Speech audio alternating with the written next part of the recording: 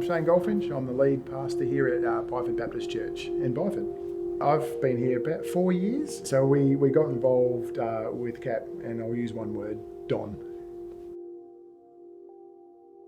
The biggest love in my life actually is people. I love dealing with people. I run a business called Crazy Don's Discount Groceries.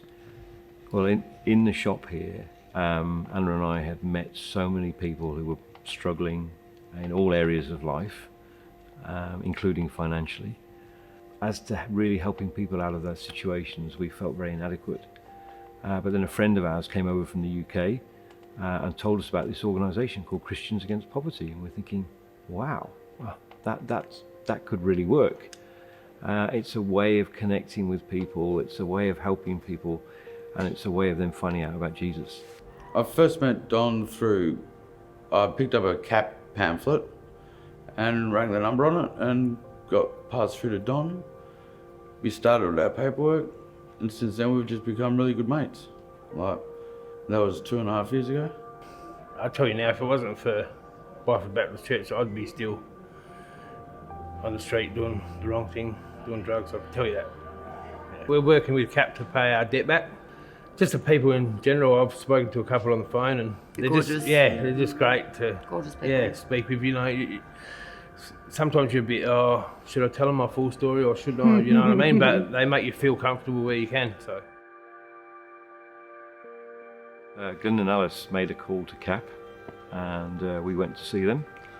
He was very cheerful, and he came round to see us with Sue. And before we started, we said a prayer. Glyn had been diagnosed with a terminal illness, and so poor old Alice was really quite desperate. She told me she wasn't sleeping at night because she was concerned about Glyn's health, and she was also concerned that if something happened to him, where would that leave her with this debt that she couldn't pay? So they were really in quite a difficult position. Now in our previous visits, we had spoken to them of Jesus and we had prayed with them, and at that point I said, what we need to do in this situation is we need to pray, and we need to pray that somebody in the bank would have compassion. And at that point they laughed, because banks are not synonymous with compassion. I picked up my phone, and there was lots of messages, and the first message that I got actually was from their daughter, which was to say, thank you Don, thank you Byford Baptist Church, thank you CAP. We've just had a call from the bank, and they're going to cancel Mum and Dad's debt. The lady in the bank wished us all the best.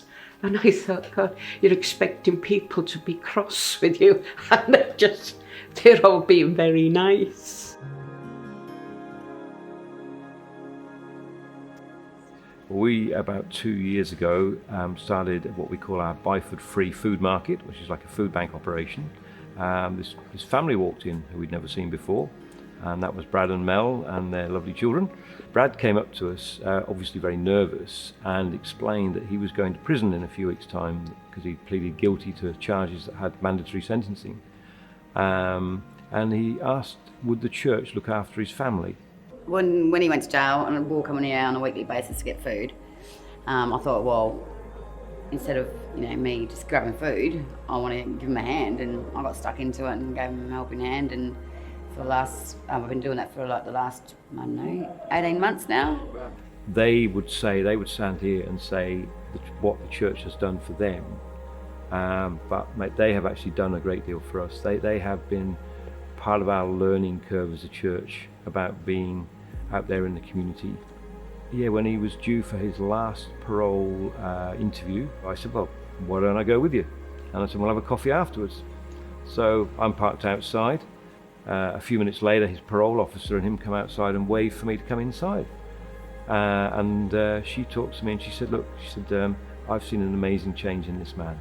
She said, he has a pretty dark history, but she said, he has been the best parolee we have ever had. Well, known from the wrong life to the right life to... But don't get me wrong, it's not an easy road, but if you have the support and the people like you've got here. Yeah. But yeah, now. It's family. It's definitely a different type of family. It's more family than family. Like, you can always fall back on them, and you can tell them anything, and they still don't judge you. Yeah. They've all got a story to tell here, and it's just awesome.